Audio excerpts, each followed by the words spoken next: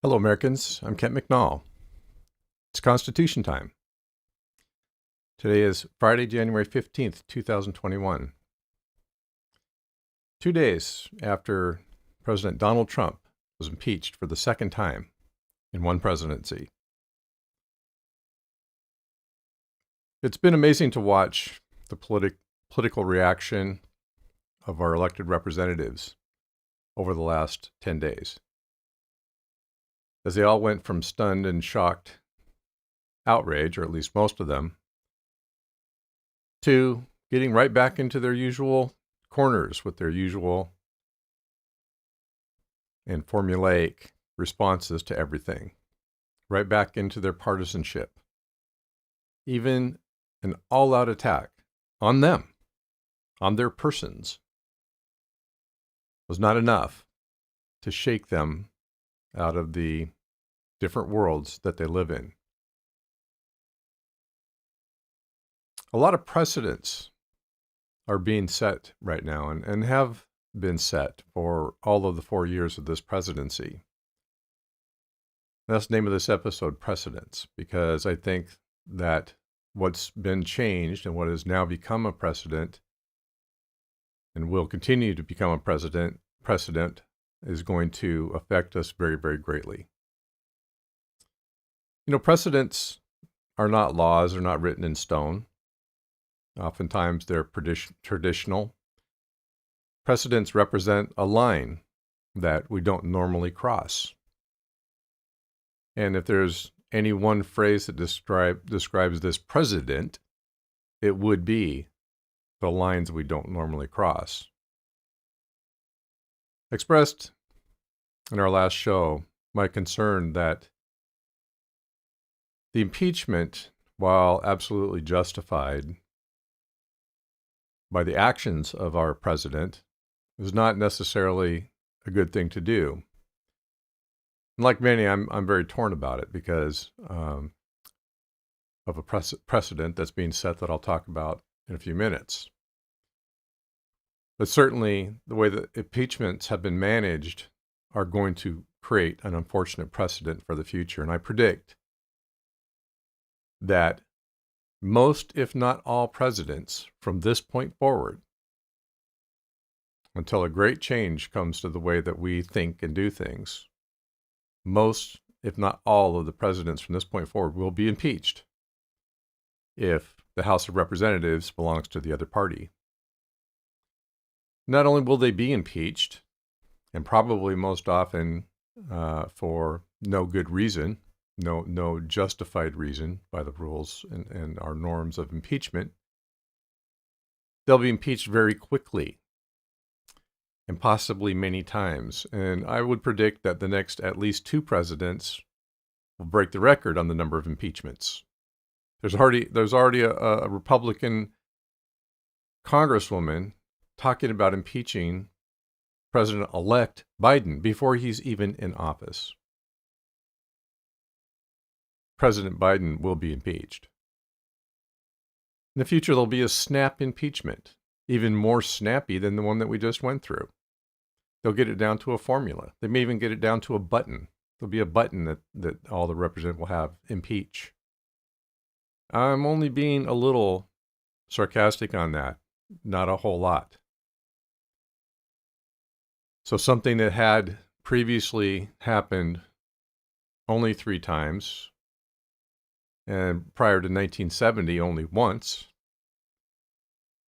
and has now happened 5 times, twice in one presidency, will become commonplace. And that's the danger of the partisan thinking that goes on in D.C. The Democrats did not learn the lesson of the last impeachment, which they hastily threw together, rammed through knowing they had no chance. And again, not because it was unjustified, but because it was not politic. They just didn't have the votes. And it just, in many ways, made things worse.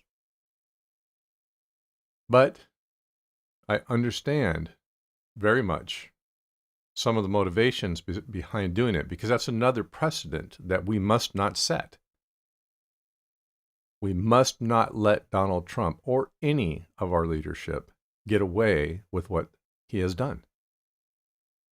If we do, we invite every Trump to be, Josh Hawley, Devin Nunes, every guy that's been watching every move this president has made with an avid desire of their own to be in his shoes. Watched as he set precedents of behavior before unheard of presidential actions, of completely rebuffing all attempts at oversight. These are precedents that cannot stand. And if we do nothing, they will stand. And frankly, even if we impeach the guy, they may stand. Hopefully, there will be worse to come for him as the states get a hold of this president and his past behavior. But we as a people cannot let these things stand. We do not want these to be the precedents of our leadership in the future.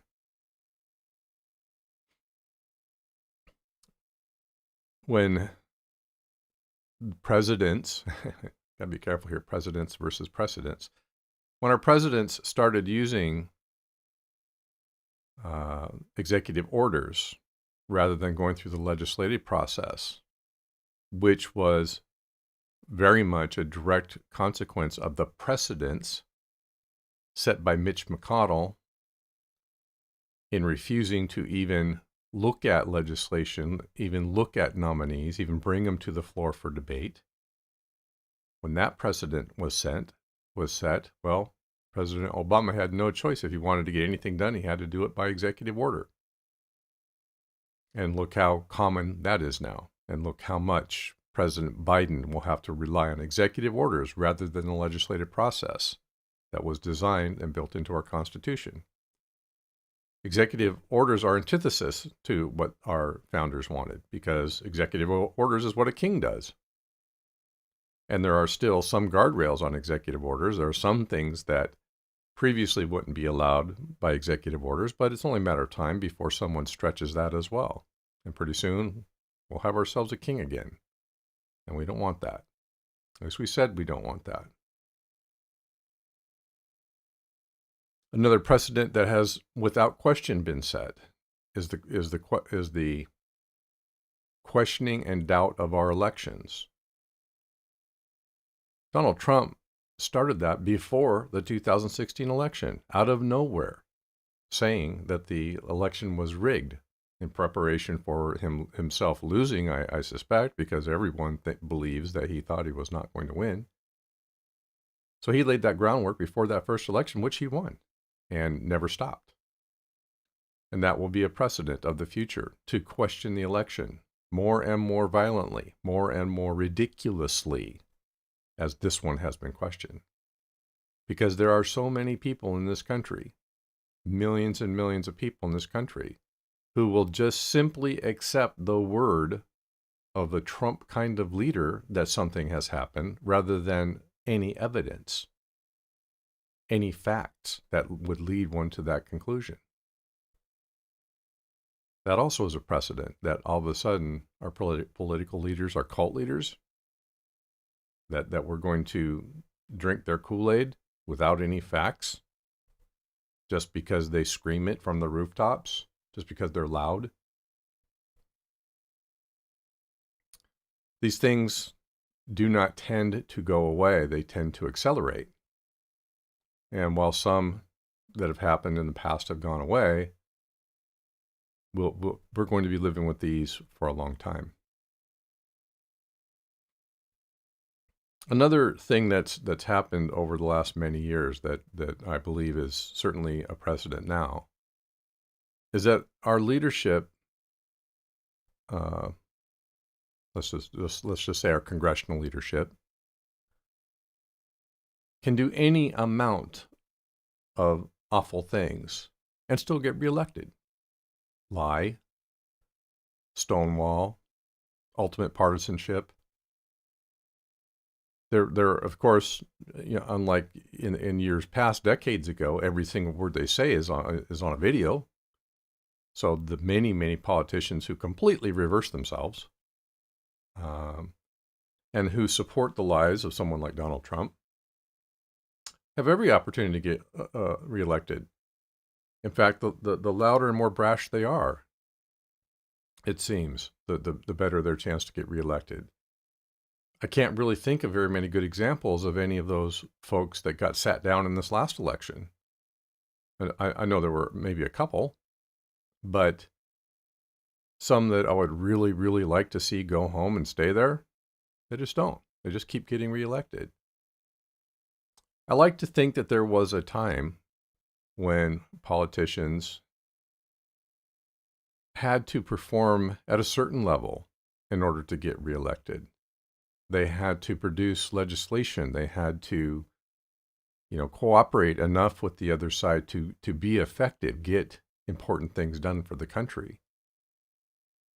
And I believe certainly in my lifetime that has almost completely changed. How, again, going back to a theme that I often go back to, which is what greatness are we striving for right now? What great thing have we achieved legislatively? The people in Washington are spending a hell of a lot of money on the status quo without change, without being effective. They lie through their teeth and they just simply get reelected. And maybe I'm just wrong. Maybe that's just the way it's always been. Or it's a reflection of us. It's a reflection of our society and what we seem to value now, which is not integrity and honesty and truth and effectiveness, but almost their opposites. I do believe it is so important, and I'm not sure that impeachment will achieve this. And if it doesn't, we have to find another way to achieve it. We cannot let the precedents that have been set by Donald Trump stand. We cannot allow presidents, especially billionaires that want to come in and repeat the formula, to not show their business dealings, not show us their taxes and lie about it repeatedly. We can't allow them to stonewall